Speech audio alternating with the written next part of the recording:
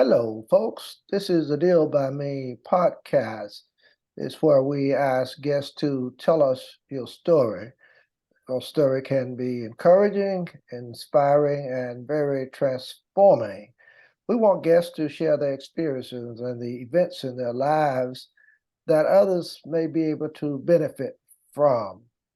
We also ask you, if you have a story to share, contact us on our website, www.dealbyme.com, and let us know that you wish to share your story. Uh, all stories are important, and all of us have a story. If you're viewing this on YouTube, please leave us a comment or consider subscribing to our YouTube channel. Today we have with us Justin Bryant. Justin Bryant, who was once homeless and lost, but he says that people can learn the power of finding their own way. And he also says that he'll show people that there is light at the end of the tunnel, and that if you don't see it, you just keep walking. What a powerful story, and I know someone that you will truly enjoy listening to today. Justin, I tell you, your story is exciting. I read your bio, and I can identify with a lot of it. If I told you my story, you would truly be surprised, but I know exactly what you're talking about. This is very, very interesting. So would you just share with uh, listeners today just a little bit of your background, because we're going to talk and you have a chance to share more, but a little bit of your background, where you're located as we are doing this interview today. Sure. Well, first of all, thanks for having me. It's a pleasure to be here and giving me a platform to allow me to share my story. And like you said, everybody has a story, and everybody's story is important. And my story is the same as a lot of people out there, right? It's just the difference between mine and theirs is I'm choosing to share mine, so I can hopefully inspire and encourage people to come forward, ask for help, and not feel alone. Mm-hmm. I'm calling from Salmon Arm, British Columbia, Canada. Up here in the north, it's -10 right now, so it's not the warmest weather, but it's perfect for hockey. Us Canadians like to play hockey. But yeah, I do have quite the story. So my name is Justin Brien, and I'm a mental health advocate, inspirational speaker, and a professional executive coach. In other words, a life coach. However, to be able to put those titles in front of my name, I had a 16-year-long battle with alcohol abuse, a 10-year battle with drug abuse, and I spent a big chunk of my life battling depression, to where at 28 years old, I was diagnosed with clinical depression. That's a depression or it's a sadness that persists for longer than 2 weeks at a time. At 30, I was diagnosed with social and general anxiety, where I'd actually have an algorithm of how many drinks I would have before I left my house. And then at 30, I was also diagnosed with ADHD. That's attention deficit hyperactive disorder, which I realized that it made it very hard for me to, be that great active listener, pay attention to conversations, because as people are talking to me, my mind is wandering. And I got very hard on myself for that. And all of a sudden, my anxiety and depression would start to come up. And so how did I, combat that? Well, have more drinks, right? Calm the nerves. When you mix those diagnoses with substance abuse, well, it's a recipe for disaster. And it actually led me to becoming suicidal for about 6 straight years. And I'm very, very fortunate to be able to be here today and share my story. You shared, and I read in your bio about you having to lose almost everything. You talked about you thought you almost lost your family, job, your friendships, your son, and I assume your girlfriend. Is that where you were? Or? a good friend and that you nearly lost your life, and you also it was suicidal. Uh, can you talk a little bit more about that for listeners of this podcast? Uh, the reason for my asking is because we don't know what folks are really going through, and a lot of people who listen to this podcast, which is about encouraging, inspiring, and transforming, are going through something. And I just want you to talk a little bit about that, how you get to the point of almost losing uh, these individuals in your lives. Well, from a young age, I battled insecurities of low self-esteem, low self-worth, low self-confidence, and I shouldn't have. I people liked me. I was athletic. I did well in school, but I didn't like me. I always compared myself to other people. I wanted to be everybody else but me. I was athletic, but I was behind my friends in sports, and that hurt me. And I was a late bloomer, and that also hurt me. So in grade 8, everyone's starting to grow, and their voices starting to change. Here's me staying little. My voice is not changing at all, and I was very hard on myself. And when I got out of high school, or when I was in high school, what I did was I opened up a bag and I put those insecurities in it: low self-esteem, low self-worth, low self-confidence. Mhm. And I just put that on my back and I took it with me through elementary, through junior high and high school. And when I got out of high school, that bag started to get heavy. And so I opened that bag back up, and instead of unpacking it, I put depression, anxiety, anger, guilt, shame, drugs, and alcohol in that bag, and I put it on my back. Where at 21 years old, I was starting to become an alcoholic, and I didn't drink much in high school. It wasn't for me, I drank like a maybe a regular teen every now and then, but not very often. But when I got out of high school and I found what it gave me, it gave me self-esteem, self-confidence. It made me leave my house. I really started to embrace it as a friend of mine. And what I didn't realize is everything it was giving me was fake. Everything it started to take from me was very real. By the time I was 24 years old, I'm a full-blown alcoholic. And I actually graduated from, this is what I tell people, from alcohol abuse to drug abuse. Hmm. I remember I did cocaine for the very first time at 24 years old. I was a late bloomer doing drugs too. Hmm. And I did cocaine for the very first time, and I didn't remember because I drank too much. And I phoned my buddy, and I'm like, what happened last night? He said, man, he's like, yeah, you did this. I'm like, holy cow. Like, I wasn't against other people doing it, but I didn't want to be that guy, right? But I did it, and I'm like, okay. And then he said something to me that you probably shouldn't say to a person with my mindset. He said, man, you were funny last night. All right, then and there, it clicked for me. I'm like, holy cow, I have alcohol for confidence. I have drugs to be funny. I got Michael's special juice from Space Jam. One shot of this, and I'm Super Justin. Well, I can tell you, I was the only one that thought I was Super Justin. After that, I ended up coming back home to Salmon Arm and ended up managing a nightclub. And I was getting a ride home after work because I lost my license for drinking and driving. And on the way home, me and a friend started talking about the topic of depression. And this is 13 years ago. And what do I know about depression? So I actually looked at him and I'm like, hey, man, depression, it's an excuse. Depression's for the weak. You got to man up. You got to go to work. You got to pay your bills. Right. And I don't know why I said it back then, but I definitely know why I said it now, is because I wanted to look stronger on the outside than what I was feeling on the inside. And I still had that feeling of less than, right? And I was trying to project myself as, hey, you know what? I still have it all together. But at 24 years old, I two major problems: substance abuse and my mental health. But at 24 years old, I'm ignoring two major problems: my substance abuse and my mental health. I went down this path of moving around from city to city, going from bartending job to bartending job, living life like a gypsy. And finally, at 20 years old, I moved back home and I asked for help. At 28, I was finally like, Justin, you know what? You're depressed.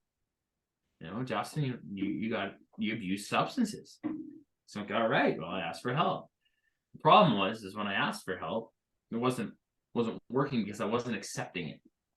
So I've been to over 100 doctor's appointments. So I spent 77 days in rehab. I've been to over 45 addiction appointments, 18 psychologists, 10 psychiatrists. I've tried 8 different meds, from antidepressants to anxiety to sleeping to anger to bipolar meds. But I found one why. The why I'll get to.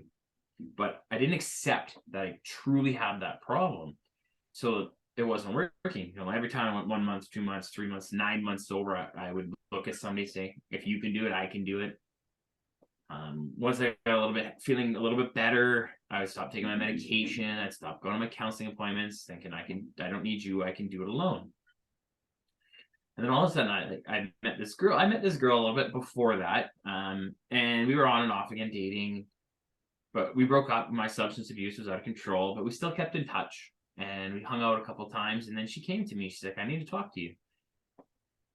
So she came and met me, and we went for a drive. And to where she looked at me, she's like, Justin, I'm pregnant. And I was like, oh. And at this point, I was actually off of work. I was on leave of absence because they actually told me to take some time away from work because I couldn't keep my thoughts together. And right when I asked for help, I was actually starting to become suicidal. So at 28, I started to become suicidal. Then I was off of work. All of a sudden, I'm going to have a kid. I'm like, holy cow, how am I going to have a kid? I can't even take care of myself. And then I was scared to have a kid. I'm like, what if it turns out like me? But she gave me a choice. She's like, you can be in this child's life or you don't. She's like, I'm having it regardless. And I'm like, okay, no, I want to be in this child's life. So then I tried to get better and I couldn't. And I ended up getting in a car accident. And I was like, you know what? That's enough. I'm going to rehab. The problem was that when I went for rehab, I went for the wrong reasons. I wanted to get out of town. And when I was there, I went to all my appointments and I was working out twice a day. When I got out of rehab, the first thing I said when I got out of rehab was, I'm not done drinking forever. Well, you probably guess what happens. So 1 month after I get back home from rehab, we have our son. 2 months later, I start hitting the bottle again, making poor decisions. 6 months later, my girlfriend had to make the toughest decision of her life and leave me at my lowest point. And I don't blame her because I was in no shape to have a kid around. I couldn't keep my thoughts together. And when you don't, do things for your mental health, you don't regulate it.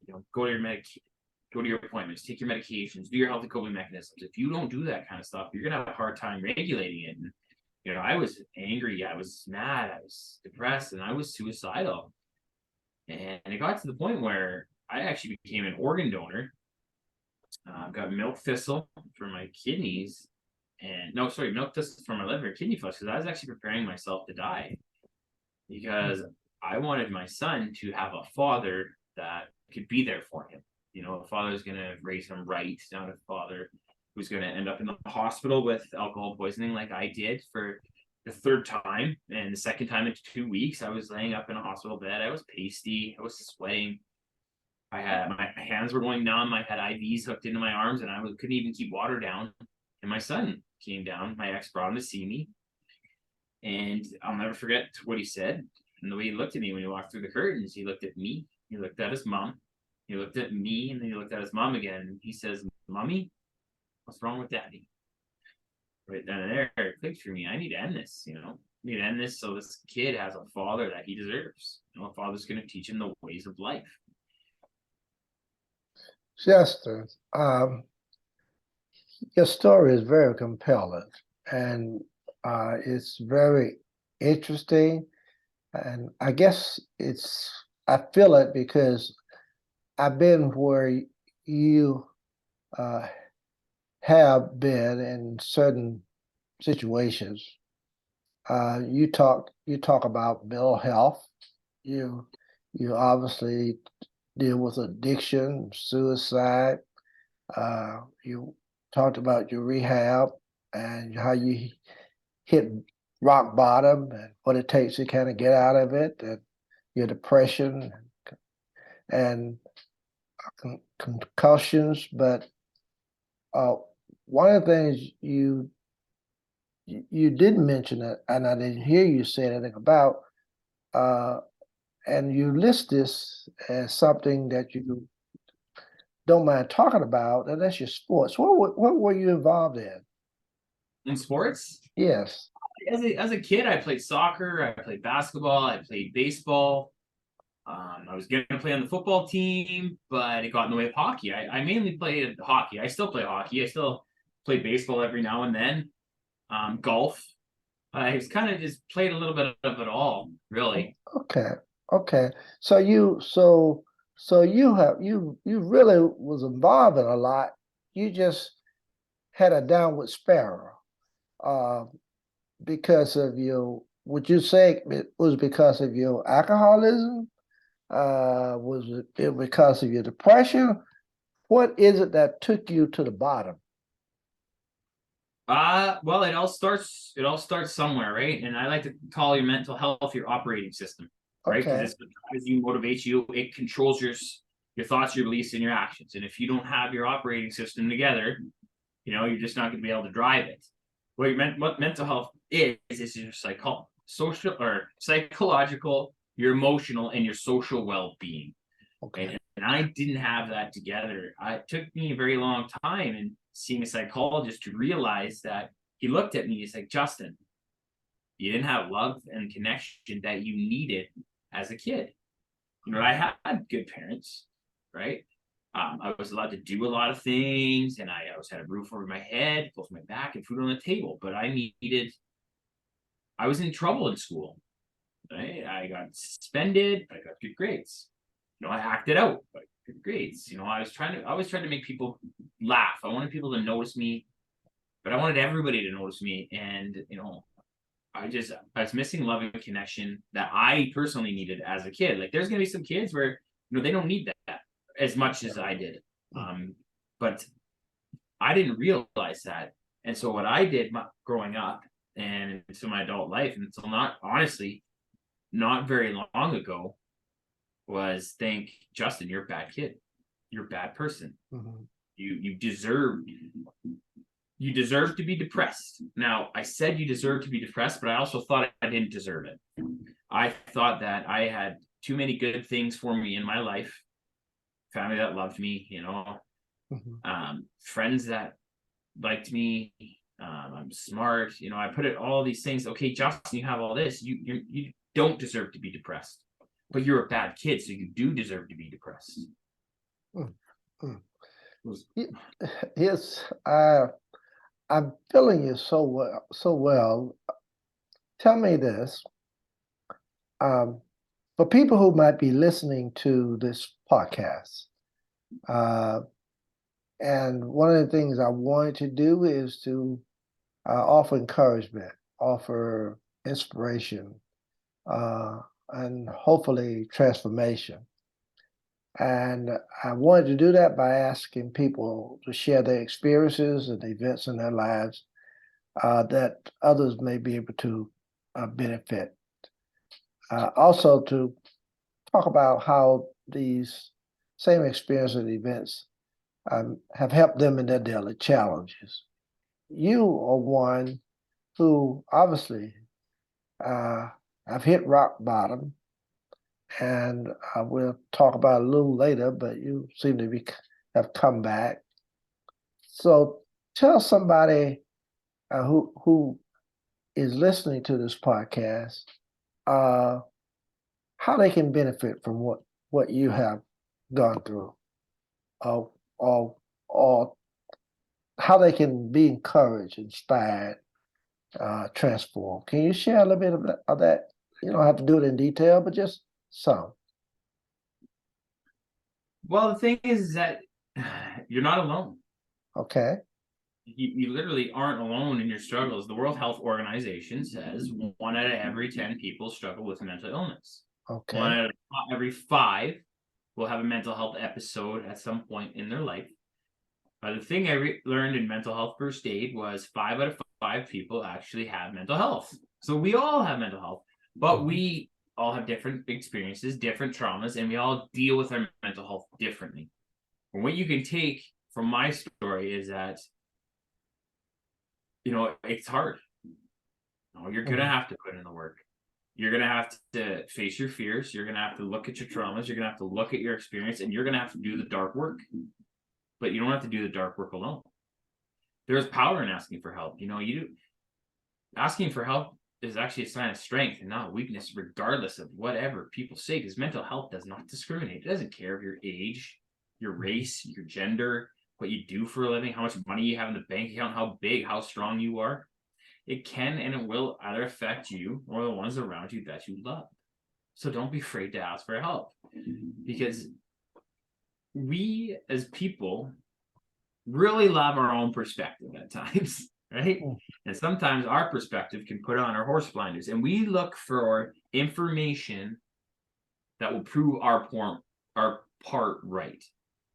So I was walking across the Canby Street Bridge in Vancouver, and I had a thought ring through my head. Justin, are you an alcoholic? And a big warm feeling rushed through my body, and I said, there's no way you're an alcoholic. Go to work, you pay your bills.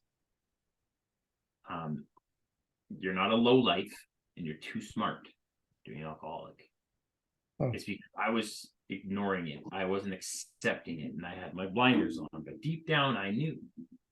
But when you ask for help, like I did with my psychologist, they can give you a different perspective.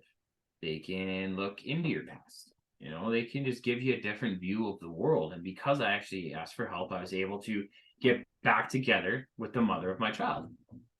We actually have another baby daughter now. We welcomed her about 17 months ago tomorrow. And it's all because I asked for help. But not only that, is when I talked to the psychologist, I was able to learn that I probably didn't have the love and I didn't have the love and connection I needed as a child. And then I opened that conversation. I invited my parents in and I asked them, well, what is your perspective? And they said, you know what, maybe you probably didn't. My dad was an Army brat. His parents fought. He was out of the house at 16.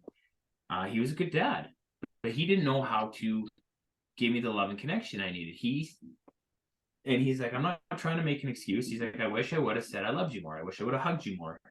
But he gave me a lot of opportunity, but every kid's going to be different. But because I asked for help, I was able to open up that conversation with my parents. And now, listening to him say that, and all of a sudden he said, you know what, Justin, you're a better family man than I ever was, and I'm proud of you. And that just opens up another conversation. And all of this happened because I faced my fears. I stepped into my vulnerability to be able to share in front of a counselor, open up, and it's just taken my life to a whole other level. Okay. Years. I got you. I understand exactly what you're saying.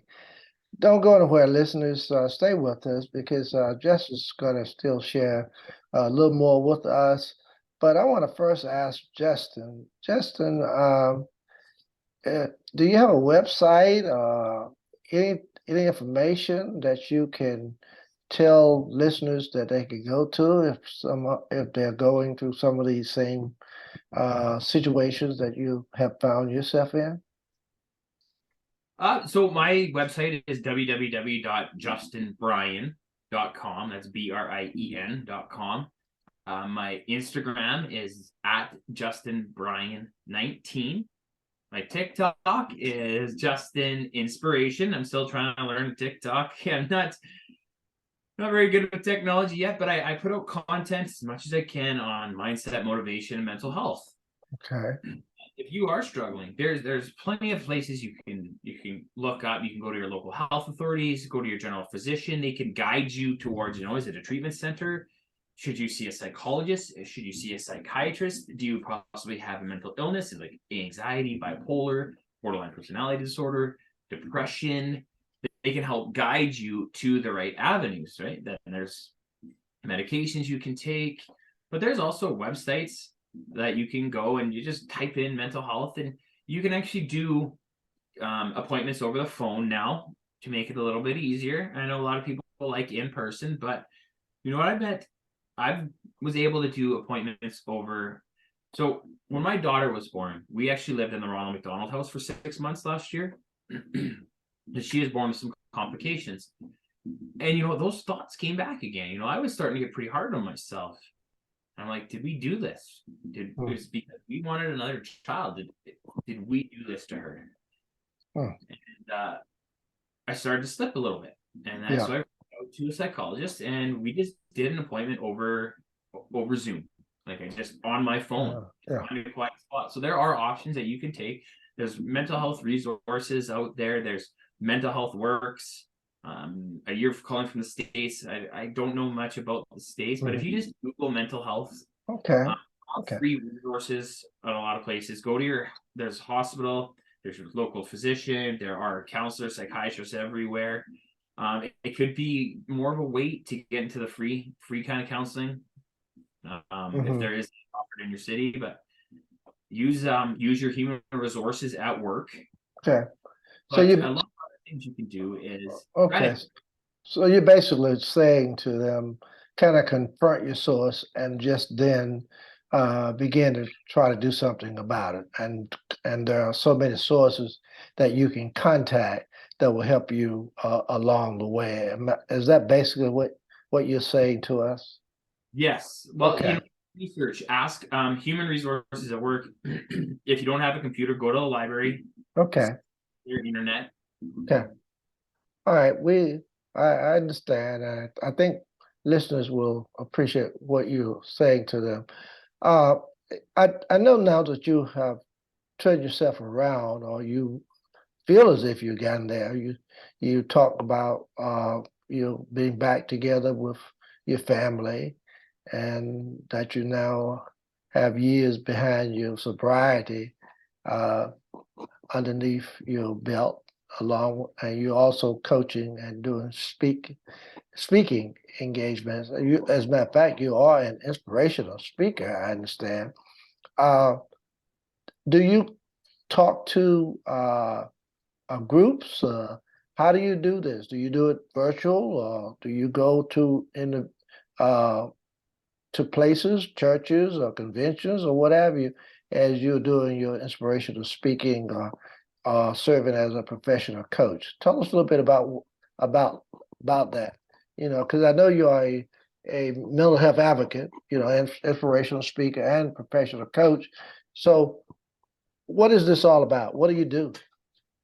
So, with regards to speaking, I go to schools, organizations, businesses, and I speak on my story on mental health and substance abuse. But I also put in learning lessons and how to implement those learning lessons as well.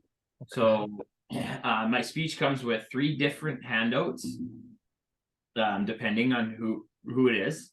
You can get the mental health menu, which is it's a handout, it's a thought provoking questions that you can ask yourself, hey, what does my mental health need today? Where am I today? Do I need to ask for help? And then it comes with coping mechanisms. And then it comes with Find Your Voice, Find Yourself summary sheet, which is what my speech is called. Find Your Voice, Find Yourself. It talks about the key points, and then it has lines on the back as well. Just in case you forget what I'm talking about. Now, I talk about mental health and substance abuse, but if you take my key points and you take, let's say, a problem you have in your life or something that you want to face, you can run it through those key points. It can help guide you to the next steps that you need to take. And for some of my clients, they also get a 14-day challenge, ebook challenge, that helps you implement the mental health menu day by day and gives you more mental health coping mechanisms. When it comes to my coaching, I have a program called the Stronger You Project. It's where people work with me one-on-one for 12 weeks. It's essentially 14 weeks. So there's an onboarding call, graduation, you get a certificate, Mhm. as long as you show up and do the work. But it's your typical coaching, like what do you want to create in your future? What are your roadblocks? But I also put together, I have 19 different modules of things that I've learned throughout my life, Okay. on identifying triggers, human needs, self-confidence, self-limiting beliefs, your non-negotiables, habits, goals, purpose, passion, things like that, that they can go through, and we do that as well. So it's kind of a transformation program where you're with me, we take the ride together, you do the heavy lifting, and we see the stronger you on the other side. Beautiful. Well said, Justin. I do appreciate you having gone to what you would consider rock bottom, but on your way up, and that's a real good story for somebody to benefit from. And there you have it, Justin Bryant, who shares and says that people can learn the power of finding their why, healthy coping mechanism, and that determination and hard work can get you out of the life you don't want to live anymore. What a powerful story. And Justin, I want to say to you that I appreciate you sharing your story today, and I wish you well in your continued journey. Thank you very much. Have a very good day, and we'll hopefully talk to you soon. That was good. Thank you very much for having me.